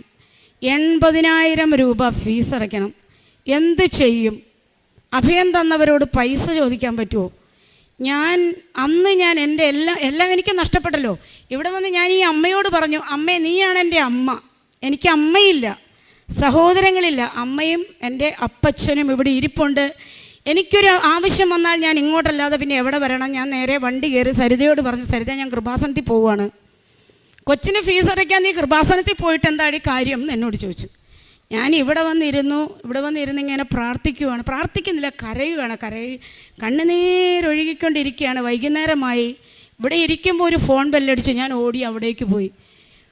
എന്നെ ബിസിനസ് ചെയ്തുകൊണ്ടിരിക്കുമ്പോൾ എന്നെ അറിയാവുന്ന ഒരു വൈദികൻ എന്നെ വിളിച്ചിരിക്കുകയാണ്. എവിടെയാണ് ലിസി എന്ന് ചോദിച്ചു. ഞാൻ പറഞ്ഞു ഞാൻ കൃപാസനത്തിലാണ് അച്ഛാ എന്നും പറഞ്ഞുകൊണ്ട് കരഞ്ഞു. എന്താണ് കാര്യം? എൻ്റെ മകന് ഫീസ് അടയ്ക്കാൻ നിർവാഹമില്ല. എത്ര രൂപയാണ് വേണ്ടത് ഫീസ്? ഞാൻ പറഞ്ഞു ഇപ്പോൾ അടയ്ക്കേണ്ടത് 80,000 ഇപ്പോൾ അടയ്ക്കേണ്ടതല്ല ചോദിച്ചത്, മുഴുവൻ ഫീസ് എത്രയാണ്? ഞാൻ പറഞ്ഞു 1,60,000 രൂപ. അക്കൗണ്ട് നമ്പർ തരൂ, ഞാൻ ഒരാളെ കൊണ്ട് പൈസ ഇടിയിപ്പിക്കാം. ഒരു സഹോദരനുണ്ട് ഇങ്ങനെ പഠിക്കാൻ സഹായിക്കുന്ന കുട്ടികളെ. 1,60,000 രൂപ ഒരു മണിക്കൂറിനകം ഈ കൃപാസനത്തിലിരിക്കുമ്പോൾ എൻ്റെ അക്കൗണ്ടിൽ വന്നു. അതുമായിട്ട് ഞാൻ സരിതയോട് ചെന്ന് പറഞ്ഞു, നീ ചോദിച്ചില്ലേ കൃപാസനത്തിൽ പോയാൽ പൈസ കിട്ടുമെന്ന്? പൈസയുമായിട്ടാണ് ഞാൻ വന്നിരിക്കുന്നത് കൊച്ചിൻ്റെ ഫീസ് അടയ്ക്കാൻ. അങ്ങനെ മകൻ്റെ ഫീസ് അടച്ചു. അവൻ്റെ കോഴ്സ് കഴിഞ്ഞ് അവൻ്റെ ഏറ്റവും വലിയ ആഗ്രഹമാണ് വിദേശത്ത് പോകണം, ഏവിയേഷൻ്റെ ജോലി നേടണം, ആയുർവേദ നഴ്സിങ്ങിൻ്റെ. ഇവൻ പലതരത്തിലും അന്വേഷിച്ചു. വിസ അവൻ തന്നെ തരപ്പെടുത്തി. പക്ഷേ എന്നോട് പറയുന്നില്ല. എങ്ങനെ പറയും? മമ്മി ഇങ്ങനെ ഈ അവസ്ഥയിലിരിക്കുമ്പോൾ എനിക്ക് വിദേശത്ത് പോകണമെന്ന് പറയാൻ പറ്റുമോ? അങ്ങനെ ഇവൻ്റെ ഫ്രണ്ട്സ് എന്നോട് പറഞ്ഞു, മമ്മി ആൽബിന് വിദേശത്ത് പോകാൻ ഒരു വിസ വന്നിട്ടുണ്ട്, എന്തെങ്കിലും ചെയ്യാൻ പറ്റുമോ? ഞാൻ അമ്മയെ മനസ്സിൽ വിചാരിച്ചു. എൻ്റെ അമ്മയല്ലേ, ഞാൻ സ്വീകരിച്ചു. എന്നെ ഉയർത്തുമെന്ന് വിശ്വസിച്ചു. ഈ സരിതയുടെ ഒരു കൂട്ടുകാരിയുണ്ട്. ആ ചേച്ചി എൻ്റെ കാര്യങ്ങളൊക്കെ ചോദിച്ചറിഞ്ഞിരുന്നു. എന്താണ് ലിസി പ്രശ്നം, മിണ്ടുന്നില്ലല്ലോ. അപ്പം അതിനിടയ്ക്ക് ഞാൻ വെറുതെ ഒരു നേരം പോക്കിന് ക്ലീനിങ് പ്രോഡക്ട്സിൻ്റെ മാനുഫാക്ചറിങ് ഒക്കെ പഠിച്ചിരുന്നു. അപ്പോൾ അതൊക്കെ ഓരോ ഡിഷ് വാഷ്, കംഫർട്ട്, അതൊക്കെ അവിടെ നിന്ന് ഉണ്ടാക്കി വീടുകളിലൊക്കെ കൊടുത്ത് ഒരു സൈഡിൽ കൂടി ചെറിയ രീതിയിൽ ഏണിംഗ് ഉണ്ട്. ഇങ്ങനെ മകൻ്റെ കാര്യം പറഞ്ഞു. എത്ര രൂപയാണ് മകന് വിദേശത്ത് പോകാൻ വേണ്ടത്? അവർക്ക് സ്വന്തമായി തുണിക്കടയുണ്ട്. അപ്പോൾ ഈ ചേച്ചി ആദ്യം ചെയ്തത്, ചേച്ചി പുറത്തേക്ക് വണ്ടി എടുത്തു പോയി. തിരിച്ച് വന്നപ്പോൾ 2 പെട്ടിയായിട്ടാണ് വരുന്നത്. ഒന്നൊരു ഹാൻഡ് ലഗേജ് വെക്കാനും ഒന്ന് ഇവന് കൊണ്ടുപോകാനുള്ള സാധനങ്ങൾ. ഞാൻ അന്തം വിട്ടുപോയി. ദൈവമേ, ഇതെന്താണ് എനിക്ക് മനസ്സിലാവുന്നില്ല. ഉടമ്പടിക്ക് ഇത്രമാത്രം ശക്തിയുണ്ടോ? അന്ന് ഞാൻ സ്വർഗസ്ഥനായ പിതാവെ മനസ്സറിഞ്ഞ് അർത്ഥമറിഞ്ഞ് പ്രാർത്ഥിക്കുവാണ്. വേറൊന്നുമല്ല, അന്നന്ന് വേണ്ടുന്ന ആഹാരം, അതിൻ്റെ അർത്ഥം ഞാൻ മനസ്സിലാക്കി. പ്രാർത്ഥിക്കുന്ന സമയമാണ്. ഈ ചേച്ചി പറഞ്ഞു, ഒന്നും അറിയണ്ട, ഇവൻ പോയി രക്ഷപ്പെട്ടാൽ പൈസയല്ലേ ലിസി, വിഷമിക്കണ്ട. 2 ലക്ഷം രൂപ വരെ ചിലവായി. അവൻ്റെ ഡ്രസ്സ് ചേച്ചി മകനെ കൂട്ടിക്കൊണ്ടുപോയി. അവരുടെ കടയിൽ നിന്നും 7 ജോഡി വീതം വേണ്ട എല്ലാ ഡ്രസ്സുകളും അവന് വാങ്ങിക്കൊടുത്തു. അപ്പം ഞാൻ സങ്കടമാണ്. എൻ്റെ കൂടെ എൻ്റെ മകനൊരു വിദേശത്ത് പോകുമ്പോൾ എൻ്റെ വീട്ടിൽ നിന്ന് ആരുമില്ലല്ലോ. ഞാനിങ്ങനെ വെറുതെ എൻ്റെ മാനുഷികമാണല്ലോ, ഒന്ന് കിട്ടിക്കഴിയുമ്പോൾ അടുത്ത സങ്കടം വരുന്നു. ഞാനത് ഇങ്ങനെ ചിന്തിച്ചപ്പോൾ ഇവർ പറഞ്ഞു, ഞങ്ങളുണ്ടല്ലോ വീട്ടുകാർ, എല്ലാവരും കൂടെ വന്നു. മാന്യമായും നല്ല സന്തോഷത്തോടു കൂടിയും എൻ്റെ മകനെ എയർപോർട്ടിൽ നിന്ന് ദുബായിലേക്ക് യാത്രയാക്കി. എൻ്റെ ഒരു ഘട്ടം പൂർത്തിയായി. അതിനുശേഷം എൻ്റെ ഇളയ മകൻ 10ാം ക്ലാസ്സിൽ ടീച്ചർ വിളിച്ചു പറഞ്ഞു, ഇവനെ SSLC പരീക്ഷ എഴുതിപ്പിച്ചിട്ട് കാര്യമില്ല, കാരണം ഇവിടെ 100% വിജയമാണ്, മലയാളത്തിന് പോലും ജയിക്കാത്ത ഈ കൊച്ചു സ്കൂളിൻ്റെ മാനം പോകും, അവ സ്കൂളിലും വരില്ലല്ലോ, അറ്റൻഡൻസ് ഇല്ല. ഞാൻ പറഞ്ഞു, ടീച്ചറെ ഞാൻ ഉടമ്പടി എടുത്തിട്ടുണ്ട്. ഉടമ്പടി എടുത്തു എന്ന് പറഞ്ഞിട്ട് എന്ത് കാര്യം, കൊച്ചു പഠിക്കണ്ടേ എന്ന് ചോദിച്ചു.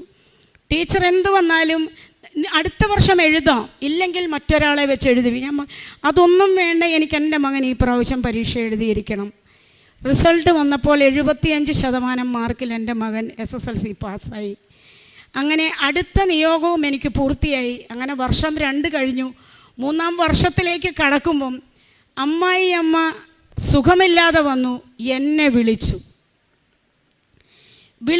ഞാൻ ഫോൺ എടുത്തു. സംഭവിച്ചു പോയതിന് ക്ഷമ ചോദിച്ചു. എൻ്റെ നിയോഗമാണ്. ഞാൻ പോയി മാന്യമായ രീതിയിൽ കൊണ്ടുവന്നു. 10 ദിവസം എൻ്റെ സംരക്ഷണയിൽ ഇവിടെ താമസിച്ചു. ഞാൻ ഭക്ഷണം ഉണ്ടാക്കി കൊടുത്തു, മരുന്ന് കൊടുത്തു, സ്നേഹത്തോടെ നിന്നു. ഭർത്താവ് വന്നു, കൂട്ടിക്കൊണ്ടുപോയി. അപ്പോൾ കൊറോണ സമയമായി. സരിതയ്ക്ക് ഹോസ്റ്റൽ വിൽക്കണം. ഞാനുണ്ട്, കാരണം എത്രയും പെട്ടെന്ന് വിറ്റേ മതിയാകൂ. വിറ്റില്ലെങ്കിൽ അവൾ വളരെ വലിയ കടബാധ്യതയിലേക്ക് പോകും. പിള്ളേരില്ല. ഞാൻ ഈ സരിതയോട് പറഞ്ഞു, നീ എൻ്റെ കൂടെ പോര് കൃപാസനത്തിൽ, നീ ഹിന്ദുവാണെങ്കിൽ അതൊന്നും നോക്കണം, നീ എൻ്റെ കൂടെ വാ. ഞാൻ എന്തിനാണ്, നീ വാ, ഞാൻ പറഞ്ഞു തരാം എന്താന്ന് പറഞ്ഞു. ഞാൻ ഇവിടെ വന്നു. അവിടെ കൗണ്ടറിൽ കൊണ്ടുപോയി ഞാൻ നീ ഉടമ്പടി എടുക്കുക, എന്താണെന്നൊന്നും അവനെ അറിയത്തില്ല. ബാക്കി കാര്യങ്ങളൊക്കെ ഞാൻ പറഞ്ഞു കൊടുത്തു. നീ ആദ്യം ഹോസ്റ്റലിൽ വിൽക്കാൻ എഴുത്. അവളെ ഹോസ്റ്റലിൽ വിൽക്കാൻ എഴുതി. 1 മാസത്തിനകം അത് മതിപ്പ് വില 55 ലക്ഷം രൂപയാണ്. 65 ലക്ഷം രൂപയ്ക്ക് ആ ഹോസ്റ്റലിൽ വിറ്റു. അവൾക്കും വിശ്വാസമായി. അങ്ങനെ ഞാനിങ്ങനെ ആ രീതിയിൽ മുമ്പോട്ട് പോവുകയാണ്. ഇവർ ഹോസ്റ്റലിൽ വിറ്റ് എനിക്കൊരു വീട് വേണമല്ലോ, വാടകയ്ക്കൊരു വീടെടുക്കണം, കാരണം ഇത് വിൽക്കുവാണ്. വാടകയ്ക്ക് വീടെടുക്കാൻ നോക്കിയപ്പം വീട്ടിലൊരു സ്റ്റൂൾ പോലും ഇടാനില്ല. റെയിൽവേ സ്റ്റേഷനിൽ കിടന്ന ഇടയ്ക്ക് എനിക്കെന്തിനാണ് ഫർണിച്ചർ? അതിൻ്റെ ആവശ്യമില്ലല്ലോ, ചിന്തിക്കുന്നില്ല. അമ്മ മാതാവിനോട് പറഞ്ഞ അഹങ്കാരമാണ്, എനിക്ക് ഫർണിച്ചർ വേണമെന്ന് ആഗ്രഹിച്ചാൽ അഹങ്കാരമാണ്. കാരണം റെയിൽവേ സ്റ്റേഷനിൽ ഷാൾ വിരിച്ച് കിടന്നാണ് എൻ്റെ ജീവിതം ആരംഭിക്കുന്നത്, 2ാം ഘട്ടം. ഞാൻ അങ്ങനെ വിചാരിച്ചു, എന്ത് വന്നാലും വീടിൻ്റെ ഡെപ്പോസിറ്റ് കൊടുക്കാൻ പൈസ എല്ലാവരും തന്നു. 15 രൂപ ഡെപ്പോസിറ്റ്, 5000 രൂപ മാസ വാടക. അപ്പോൾ ഇവൻ്റെ പഠനം പൂർത്തിയായി വിദേശത്ത് പോയി. ആ കൊച്ചെനിക്ക് വീണ്. ഞാൻ പറഞ്ഞു, മകന് ജോലി കിട്ടി, ഇനി ഈ പൈസ വേണ്ട, ചേച്ചിക്കിത് അവകാശപ്പെട്ടതാണ്, ചേച്ചിക്കൊരു വരുമാനമാണ്, ഇത്രയും ബാധ്യതയുണ്ടല്ലോ. അപ്പോൾ വാടക കൊടുക്കാൻ പൈസയായി. ഞാൻ അങ്ങനെ ഇവർ വീടെടുത്ത് തന്നു. താമസിച്ചിട്ടില്ല. ഒരു ദിവസം രാത്രി 11:30 ആയപ്പം സരിതയുടെ ഒരു കൂട്ടുകാരി എറണാകുളത്തുണ്ട്, ലക്ഷറി ഫ്ലാറ്റിൽ ജീവിക്കുന്നതാണ്. കൊച്ചിൻ്റെ പേര് ഹർഷ എന്നാണ്. ആ കൊച്ച് സരിതയെ വിളിച്ചിട്ട് കിട്ടാഞ്ഞിട്ട് എൻ്റെ നമ്പർ കളക്ട് ചെയ്ത് എന്നെ വിളിച്ചു.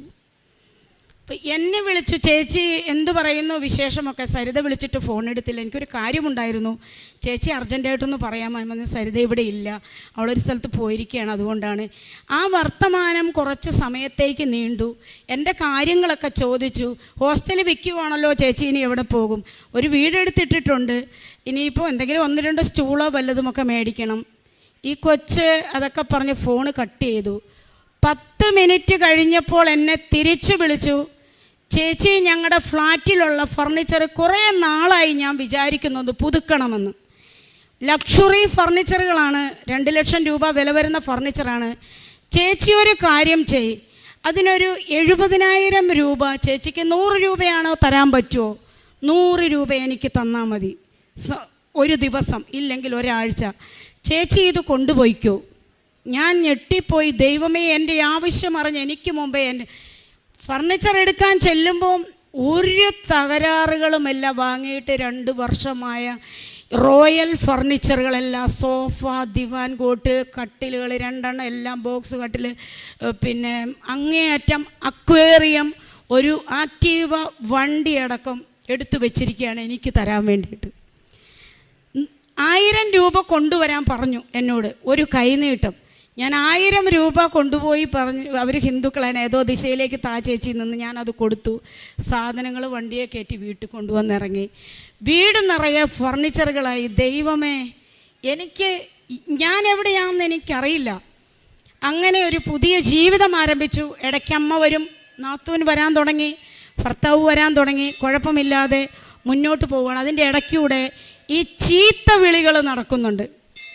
പൈസ കൊടുക്കാനുള്ളവർ രാവിലെ വിളി തുടങ്ങും, 4:30 വിളി തുടങ്ങും.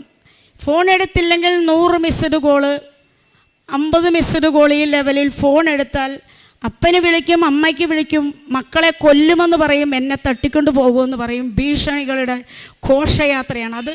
ഒരു വഴിക്ക് നടക്കുന്നുണ്ട്. ഞാൻ കാല് പിടിക്കും, ഞാൻ വിശ്വാസ പ്രമാണം ചൊല്ലും. ഇവർ ചീത്തയും തെറിയും വിളിക്കുമ്പോൾ ഞാൻ വിശ്വാസ പ്രമാണം ചൊല്ലും. ഇത് കേൾക്കും, ഞാൻ പറയും എനിക്കൊരു വരുമാനമുണ്ടാകുന്ന എൻ്റെ മകനൊക്കെ പോയിട്ടുണ്ട്, ഞാൻ കുറച്ചാണെങ്കിലും തരും. ഇങ്ങനെ ഈ വർഷക്കാലം അത്രയും എല്ലാ ദിവസവും ചീത്ത കേൾക്കും. ഞാൻ മടുത്തു, വീണ്ടും ഞാൻ മടുത്തു. അതിനു മുമ്പ് ഞാൻ സാക്ഷ്യം പറയാൻ വന്നപ്പം സിസ്റ്റർ എന്നോട് പറഞ്ഞു, സാക്ഷ്യമൊക്കെ കുറേ എഴുതി, സാമ്പത്തിക കാര്യം ചോദ്യചിഹ്നമായിട്ട് നിൽക്കുവാണ്. ഉടമ്പടി എടുത്ത് സാക്ഷ്യം പൂർത്തിയാകണമെങ്കിൽ എല്ലാ നിയോഗങ്ങളും നടക്കണം. അതിൻ്റെ കാര്യം തീരുമാനമായിട്ടില്ല, ഒക്കെ തീരുമാനമാക്കിയിട്ട് വാ സാക്ഷ്യം പറയാൻ പറഞ്ഞു. ഞാൻ വീണ്ടും തിരിച്ചുപോയി. ഈ കഴിഞ്ഞ ആഴ്ച വരെ കേട്ടാൽ അറയ്ക്കുന്ന രീതിയിലുള്ള ചീത്ത വിളികൾ കേട്ട് എൻ്റെ ഓരോ ദിവസവും കടന്നു പോവുകയാണ്. 4 പേരുടെ മുമ്പിൽ എനിക്ക് ഇരിക്കാൻ വയ്യ. ഇരിക്കുമ്പോൾ ഈ ഫോൺ വരും, മറുപടി പറഞ്ഞാലും പറഞ്ഞ് ഒരു അരമണിക്കൂർ കേട്ടാലും വീണ്ടും ഇവർ കട്ട് ചെയ്തിട്ട് വീണ്ടും വിളിക്കും. 1-2 പേരല്ല വിളിക്കുന്നത്. ഞാൻ എന്ത് ചെയ്തു? കഴിഞ്ഞ ആഴ്ച ഞാനൊരു തീരുമാനമെടുത്തു. ഞാനൊരു രാവിലെ പ്രത്യക്ഷീകരണ പ്രാർത്ഥന ചൊല്ലിയില്ല, എനിക്ക് എഴുന്നേക്കാൻ വയ്യ, ദുഃഖം. 2 പേരാണെങ്കിൽ ആത്മഹത്യ ചെയ്യും, വിഷം മേടിച്ച് വീട്ടിൽ ഞാൻ താമസിക്കുന്നിടത്ത് വരും. ആ ഒരു ലെവലിലൊക്കെയുള്ള സംസാരങ്ങൾ. വീണ്ടും ഞങ്ങൾ എൻ്റെ ഒരു ഫോട്ടോ വാട്സപ്പിലിട്ട് ഇപ്പോഴും കിടപ്പുണ്ട്. ഈ ഫോട്ടോ വെച്ചാണ് 2ാമത് ഞങ്ങൾ പണി തുടങ്ങും. അങ്ങനെ പറഞ്ഞു. ഞാൻ എന്ത് ചെയ്തു? പ്രത്യക്ഷീകരണ പ്രാർത്ഥന 11 മണിയായിട്ടും ചൊല്ലിയില്ല. 11 മണിയായപ്പോൾ ഞാൻ നീലത്തിരി കത്തിച്ച് വെച്ച് പ്രത്യക്ഷീകരണം ചൊല്ലി. അതിനിടയ്ക്ക് എനിക്ക് കണ്ണിനൊരസുഖം വന്നു. കണ്ണ് പുറത്തേക്ക് ഉന്തി വീർത്തിരിക്കുകയാണ്. ആമവാദത്തിൻ്റെ അസുഖം അധികരിച്ച് അതൊരു 3rd സ്റ്റേജ് ആകുമ്പോൾ കണ്ണിന് എഫക്റ്റ് ചെയ്യും. അപ്പം അത് കണ്ണ് ദ്രവിച്ച് പോകാനുള്ളൊരു ഘട്ടം ആരംഭമാണ്. സ്ക്ലീറൈറ്റിസ് എന്ന് പറഞ്ഞ അസുഖമാണ്. അതിന് മെഡിസിൻ കഴിക്കുമ്പോൾ ബൈസിലോൺ എന്ന് പറഞ്ഞൊരു ടാബ്ലറ്റാണ്. അത് കഴിക്കുമ്പോൾ ഡയബറ്റിക് വരും. 3 നേരവും ഇൻസുലിൻ എടുക്കണം. ഞാൻ ആ ടാബ്ലറ്റ് കഴിക്കൽ നിർത്തി. അങ്ങനെ കണ്ണിനൊരസുഖം. എൻ്റെ മുഖത്തേക്ക് നോക്കാൻ ആൾക്കാർക്ക് ഭയമാണ്. കാരണം കണ്ണ് ഫോട്ടോയുണ്ട്. കഴിഞ്ഞ ആഴ്ച വരെ എൻ്റെ ആ കണ്ണിങ്ങനെയാണ് ഇരുന്നത്. കരിനീല കളറിൽ ഒരാൾക്ക് എൻ്റെ മുഖത്തേക്ക് നോക്കാൻ പേടിയാണ് ഈ കണ്ണ്. ഞാൻ അങ്ങനെ വേദനയുണ്ട്. എനിക്ക് ലൈറ്റ് ഇടത്തില്ല, വെയിലടിക്കത്തില്ല, സൂര്യപ്രകാശത്തെ നോക്കത്തില്ല. ആൾക്കാർക്ക് പേടി, ഇത് പകരുന്ന രോഗമാണോ, കണ്ണി സുഖമാണോ. പോട്ടെ, ഞാൻ എന്ത് വന്നാലും ഈ പറഞ്ഞു നിർത്തിയിരുന്നും തുടങ്ങുവാണ്. പ്രത്യക്ഷീകരണ പ്രാർത്ഥന തിരികെത്തിച്ചു. അത് ചൊല്ലി അതിനുശേഷം വൈകുന്നേരം ഒന്നും ആകാൻ കാത്തില്ല. അപ്പം തന്നെ ഞാൻ സായാഹ്ന പ്രാർത്ഥന ചൊല്ലി മാതാവിൻ്റെ മുമ്പിൽ നിന്ന് ഞാനൊരു തീരുമാനമെടുത്തു. ഞാനിപ്പോൾ പോയി കിടക്കാൻ പോവുകയാണ്. ഇനി ഞാൻ മാതാവെ, എനിക്ക് തെറി കേൾക്കാൻ വയ്യ, എൻ്റെ ഈശോപ്പച്ച തെറി കേൾക്കാൻ വയ്യ. ഇനിയൊരു ജലപാനം ഞാൻ കഴിക്കണമെങ്കിൽ എനിക്ക് ഈ കടബാധ്യതയിലൊരു സമാധാനമുണ്ടാകും. എനിക്ക് പണം വേണ്ട, എന്നോട് ക്ഷമിച്ചെനിക്ക് സാവകാശം തരണം. എനിക്കൊരു ഭവനം വേണ്ട, അത് എന്ന് ഈശോയ്ക്ക് തരാൻ പറ്റുമെങ്കിൽ മാത്രം മതി. ഞാൻ പ്രാർത്ഥിക്കുവാണ്. ഭക്ഷണം ഉപേക്ഷിച്ചു. ഒന്നുകിൽ എൻ്റെ ജീവൻ എടുക്കണം, നിത്യതയിലേക്ക് പോകാൻ അർഹതയുണ്ടെങ്കിൽ പോകണം, ഇല്ലെങ്കിൽ എനിക്ക് മറുപടി തരണം. ഞാൻ കട്ടിലേ പോയി കിടന്നു. ആദ്യത്തെ ദിവസം കിടന്നു, വലിയ ക്ഷീണമൊന്നുമില്ല. അവിടെ തന്നെ കിടന്നു, തിരിയുന്നു മറിയുന്നു ഒന്നുമില്ല. മുകളിലേക്ക് നോക്കി കിടക്കുവാണ്. കണ്ണുനീരൊഴുകുന്നു, കോളുകൾ വരുന്നു, ഞാൻ എടുക്കുന്നില്ല. 2ാമത്തെ ദിവസവും ഇങ്ങനെ തന്നെ കടന്നുപോയി. വൈകുന്നേരമായപ്പോൾ എൻ്റെ നാവൊക്കെ അല്പം കുഴയാൻ തുടങ്ങി. തീരുമാനമാകട്ടെ, പതുക്കെ ഇറങ്ങിപ്പോയി പുറത്തെ ഗേറ്റ് പൂട്ടി. ആരും കയറി വരണ്ട, എനിക്കിനി തെറി കേൾക്കാൻ വയ്യ. മക്കളെ കൊല്ലും, ഇളയ മകനെ കൊല്ലുമെന്ന് ഭീഷണിപ്പെടുത്തുന്നു. അവന് നൊന്താലേ നീ വരുവുള്ളൂ എന്ന് പറയുന്നു. വേണ്ട, ഞാൻ ഉള്ളത് കൊണ്ടല്ലേ എന്ന് വിചാരിച്ച് ആത്മഹത്യ ചെയ്യില്ല. ഞാൻ ഭക്ഷണം കഴിക്കാതെ എൻ്റെ ജീവൻ ഇങ്ങനെ പോകാനാണ്. ഈശോയ്ക്ക് ഇഷ്ടമെങ്കിൽ നടക്കട്ടെ എന്ന് വിചാരിച്ച് ഞാൻ അവിടെ കിടന്നു. 3ാം ദിവസം രാവിലെ പ്രത്യക്ഷീകരണ പ്രാർത്ഥന ചൊല്ലാൻ നാവ് ചലിക്കുന്നില്ലെങ്കിലും ഒരു നീലത്തിരി മനസ്സിൽ സങ്കല്പിച്ചുകൊണ്ട് ഞാൻ പതിയെ ചൊല്ലിക്കഴിഞ്ഞപ്പോൾ പെട്ടെന്ന് എൻ്റെ മനസ്സിലേക്ക് ഒരു കാര്യം വന്നു. ഞാനൊരു ഉടമ്പടി ധ്യാനം കേട്ടിരുന്നു. ജോസഫ് അച്ഛൻ പറയുവാണ്, മനുഷ്യന് അസാധ്യമായ കാര്യങ്ങളിലെ ദൈവം ഇടപെടുകയുള്ളൂ. മനുഷ്യനെ കൊണ്ട് സാധിക്കുന്ന കാര്യങ്ങളും കൊണ്ട് ഉടമ്പടി എടുക്കാൻ വന്നാൽ അതിന് കാലതാമസം നേരിടും. ദൈവത്തിന് ജോലി വേണ്ടേ? ദൈവത്തിന് ജോലി വേണമെങ്കിൽ മനുഷ്യർക്ക് ചെയ്യാൻ പറ്റുന്ന കാര്യമാണെങ്കിൽ അവിടെ ദൈവം പെട്ടെന്ന് ഇടപെടും. ഈ ഒരു കാര്യം എൻ്റെ മനസ്സിലേക്ക് ഓടി വന്നു. ഞാൻ എനിക്ക് എഴുന്നേക്കാൻ വയ്യ. വളരെ തളർന്ന അവശതയായി ഞാൻ വലിഞ്ഞെഴുന്നേറ്റ് ഒരു പേനയും പേപ്പറും എടുത്തു. ലൂക്ക 18:27 എനിക്ക് എഴുതാൻ പറ്റുന്നില്ലെങ്കിൽ പോലും മനുഷ്യനാൽ അസാധ്യമായത് ദൈവത്തിന് സാധ്യമാണ്. ജോസഫ് അച്ഛൻ പറഞ്ഞല്ലോ, മനുഷ്യന് സാധിക്കാത്ത കാര്യമാണെങ്കിൽ മാത്രം ദൈവം അവിടുന്ന് പെട്ടെന്ന് ഉടമ്പടിക്ക് മറുപടി കിട്ടും. ഇങ്ങനെ പറഞ്ഞല്ലോ എന്ന് വിചാരിച്ച് കുറേ എന്തൊക്കെയോ എഴുതി വെച്ചു. ഞാൻ വീണ്ടും കിടന്നു. എൻ്റെ ഫോണിൽ കോള് വരാൻ തുടങ്ങി. ഞാൻ എടുക്കുന്നില്ല, കാരണം ചീത്ത കേൾക്കും. കൊച്ചു വോയിസ് അയച്ചൊരു പെങ്കൊച്ചാണ്, അവൾക്ക് കുറച്ച് ലക്ഷങ്ങൾ കൊടുക്കാനുണ്ട്. ചേച്ചി ഫോൺ എടുത്തില്ലെങ്കിൽ ഞാൻ ഇപ്പോൾ ചേച്ചി എവിടെയാണെങ്കിലും വരും. പേടിച്ചിട്ട് ഞാൻ ഫോൺ എടുത്തു. ചേച്ചി പൈസ ചോദിക്കുക, തലേ ദിവസം വിഷം മേടിച്ച് വെച്ച പൈസ തരാനാണ് ചേച്ചി വിളിക്കുന്നത്. ഞാൻ ചോദിച്ചേ, പൈസ തരാനോ?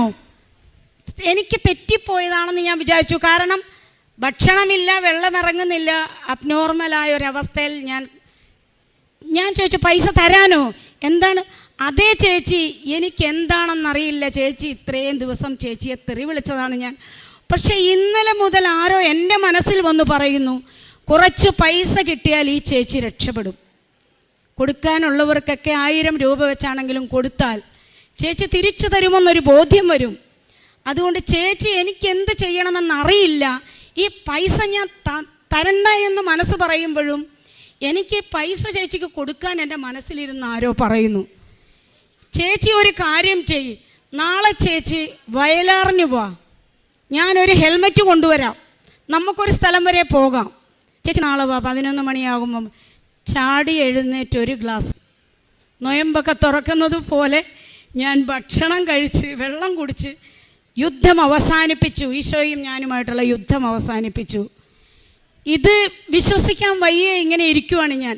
ദൈവമേ, ഇതെന്തൊരു അത്ഭുതം! ആത്മഹത്യ ഭീഷണി മുഴക്കിയ കൊച്ച് പൈസ തരാമെന്ന് പറയുന്നു. ഒരു 3-4 മണിക്കൂർ കഴിഞ്ഞപ്പോൾ അടുത്ത കോള് വന്നു. എന്തായാലും ഞാൻ ചാടിയെടുത്തു. ഫോൺ വെക്കല്ലേ. എന്നെ എല്ലാ ദിവസവും അപ്പനും അമ്മയ്ക്കും വിളിക്കും. ലിസിയോട് ക്ഷമിക്കാൻ എൻ്റെ മക്കൾ പറഞ്ഞു. ഇനി പൈസ ചോദിച്ച ആ ചേച്ചിയെ ബുദ്ധിമുട്ടിക്കരുത്, സാധിക്കുമ്പോൾ താ. ദൈവമേ, എനിക്കെന്ത് വേണം? ആ സമയമാണ് ഞാൻ വിചാരിക്കുന്നത്, ഇത്രയും നിയോഗങ്ങൾ സാധിച്ചു തന്നല്ലോ, അഭിഷേകത്തിലിരിക്കുവാണ് ഞാൻ. കാരണം സ്വപ്നത്തിൽ പ്രതീക്ഷിക്കാത്ത കാര്യങ്ങളാണ്. ഓരോരുത്തരും വിളിക്കുന്നു, പൈസ കൊടുക്കാനുള്ളവർ വിളിക്കുന്നു, സ്നേഹത്തോടെ സംസാരിക്കുന്നു, പുറത്തിറങ്ങണം, പുതിയ കാര്യങ്ങളിൽ ഏർപ്പെടണം, ബാധ്യത തീർക്കാൻ പറ്റും. അതിനിടയ്ക്ക് വേറൊരു കാര്യം പറയാനുണ്ട്, ഇളയ മകൻ്റെ, അത് പിന്നെ പറയാം. ബാധ്യത തീർക്കണം, ഉപദേശങ്ങളുടെ പെരുമഴ. പൈസ കൊടുക്കാൻ ഇത്രയും ദിവസം ചീത്ത വിളിച്ചവർ ഉപദേശത്തിൻ്റെ പെരുമഴയാണ്. ഞാനിപ്പോൾ പതുക്കെ എഴുന്നേറ്റു, മാതാവിൻ്റെ ഫോട്ടോയൊക്കെ വെച്ചിട്ടുണ്ട്, തിരികളൊക്കെ കത്തിച്ച് വെച്ചിട്ടുണ്ട്. അവിടെ പോയി ഉടമ്പടി തൈലം ഞാൻ എന്നും എടുത്ത് തേക്കുമായിരുന്നു. അപ്പോൾ ആഴത്തിൽ അങ്ങനെ മനസ്സർപ്പിച്ചൊരു പ്രാർത്ഥന രോഗസൗഖ്യത്തിന് വേണ്ടി ഞാൻ പ്രാർത്ഥിച്ചിട്ടില്ല. ഇത്രയുമൊക്കെ തന്ന മാതാവിനെ എന്തുകൊണ്ട് എൻ്റെ കണ്ണ് സുഖപ്പെടുത്തിക്കൂടാ? ഞാൻ ഉടമ്പടി തൈലം വിശ്വാസ പ്രമാണം എന്നും ചൊല്ലുന്നുണ്ടെങ്കിലും അന്ന് ഞാൻ പ്രഖ്യാപിച്ചു ചൊല്ലി. ഈശോയുടെ കുരിശുമരണവും ഉയർപ്പുമെല്ലാം മനസ്സിലേറ്റു പറഞ്ഞ് പ്രഖ്യാപിച്ച് വിശ്വാസ പ്രമാണം ചൊല്ലി. ഇവിടെ എൻ്റെ ഫോണിൽ ഫോട്ടോയുണ്ട്. ഈ 5 ദിവസം മുമ്പ് എൻ്റെ കണ്ണ് ഏത് രൂപത്തിലായിരുന്നുവെന്നും ഇപ്പോൾ ഏത് രൂപത്തിലായിരുന്നുവെന്നും ഒരാൾ പോലും എൻ്റെ മുഖത്ത് നോക്കില്ലായിരുന്നു. ഈ ഉടമ്പടി തൈലം എടുത്തു തേച്ചു, പ്രാർത്ഥിച്ചു, എൻ്റേതായിട്ടുള്ള കാര്യങ്ങളിൽ കുളിച്ചു, കാര്യങ്ങളൊക്കെ ചെയ്തു. ചെറിയ രീതിയിലൊരു കാപ്പി ഇട്ടു, കുടിച്ചു. രാവിലെ പോകണം. അപ്പോൾ കൊച്ചിൻ്റെ പേര് സോഫി എന്നാണ്. ഒന്നുകൂടി സോഫിയെ വിളിച്ചു. ആരോഗ്യം വന്നപ്പോൾ കളിയാക്കാൻ പറഞ്ഞതാണോ? അല്ല ചേച്ചി, ചേച്ചിക്ക് പൈസ തരാം, ചേച്ചി വാ നാളെ. അങ്ങനെ ഞാൻ ഇതിങ്ങനെ ഉടമ്പടി തൈലമൊക്കെ തേച്ചു. രാത്രി കിടന്നുറങ്ങി. നേരം വെളുത്തപ്പോൾ ഞാൻ മറന്നുപോയി കണ്ണിൻ്റെ കാര്യം. തൈലം തേച്ചതൊക്കെ മറന്നു. കാരണം സോഫിയുടെ അടുത്തേക്ക് പോകാനുള്ള ഒരുക്കങ്ങളാണ്. സമയം നോക്കിയിട്ട് സമയം പോകുന്നില്ല. ഞാൻ കുളിയൊക്കെ കഴിഞ്ഞ് വന്നപ്പോൾ എനിക്ക് തോന്നി കണ്ണിന് വേദന ഉണ്ടായിരുന്നല്ലോ, വെളിച്ചത്തെനിക്ക് നോക്കാൻ പറ്റുന്നില്ലായിരുന്നല്ലോ. ഓടിപ്പോയി കണ്ണാടി എടുത്ത് നോക്കി, എൻ്റെ കണ്ണ് സൗഖ്യപ്പെട്ടിരിക്കുന്നു. കണ്ണിന് ഒരു നേരിയ ചുമപ്പ് മാത്രമേ ഈ സൈഡിലുള്ളൂ. നീര് മാറി, വേദനയില്ല. ഏത് കണ്ണിന് ഇവിടെയൊക്കെ ഞാൻ തൊട്ട് നോക്കി. പരിപൂർണ സൗഖ്യം പ്രാപിച്ചു. പിറ്റേ ദിവസം അന്ന് തന്നെ ഞാൻ സോഫിയെ പോയി കണ്ടു. 60,000 രൂപ അന്ന് എനിക്ക് തന്നു. ബാക്കി പൈസ 40,000 രൂപ ഇന്ന് തന്നു. 1,00,000 രൂപ തികച്ച ഇത്രയും ദിവസം ചീത്ത വിളിച്ചുകൊണ്ടിരിക്കുന്ന ആ കൊച്ചെനിക്ക് തന്നു.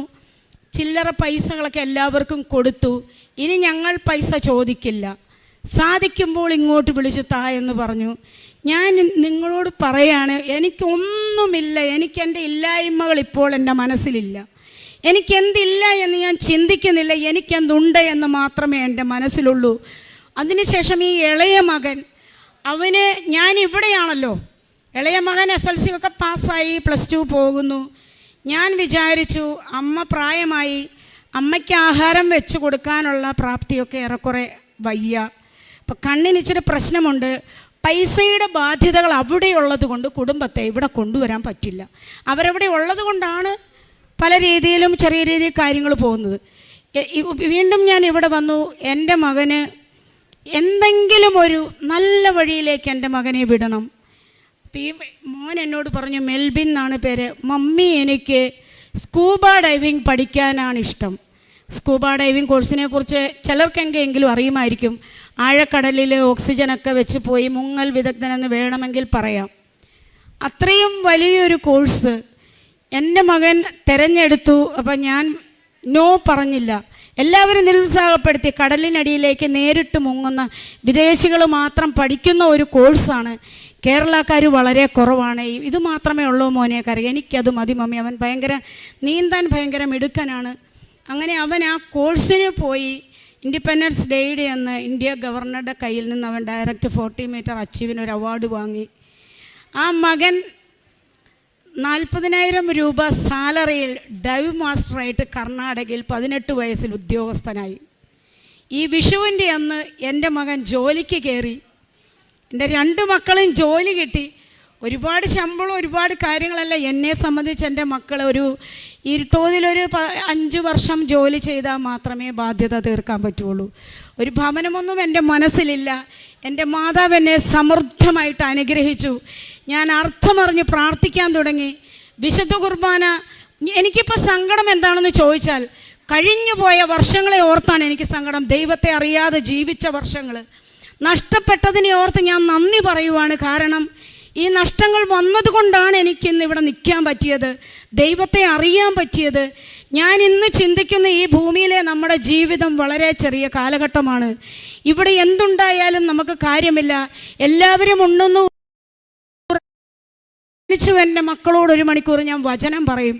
എന്തെങ്കിലും പറയാൻ വരുമ്പോൾ മമ്മി വയ്ക്കുമെന്ന് പറയുന്ന കുട്ടികൾ, കണ്ണ് സൗഖ്യപ്പെട്ടതോടുകൂടി എൻ്റെ ഇളയ മകൻ ഇന്നലെ 1.5 മണിക്കൂർ സമയം ഞാൻ വചനം പറയുന്നത് കേട്ടിരുന്നു.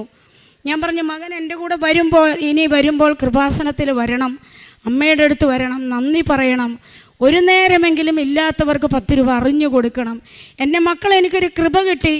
500 രൂപയുടെ ആവശ്യമാണെങ്കിൽ അവർ 100 രൂപയിൽ ഒതുക്കാമോ എന്ന് നോക്കും. എൻ്റെ മകന് ജോലിക്ക് കയറി, ചെരുപ്പ് വേണം. അപ്പോൾ എന്നോട് പറഞ്ഞു, മമ്മി ചെരുപ്പില്ല, മമ്മി എനിക്കൊരു 500 രൂപ ഇട്ട് തരാം മകനെ എന്ന് പറഞ്ഞ് ഇന്നലെ അവൻ എന്നോട് വിളിച്ചു പറഞ്ഞു, മമ്മി 300 മതി. ഞാനൊരു 250 രൂപയുടെ ചെരുപ്പേ വാങ്ങിയിട്ടുള്ളൂ.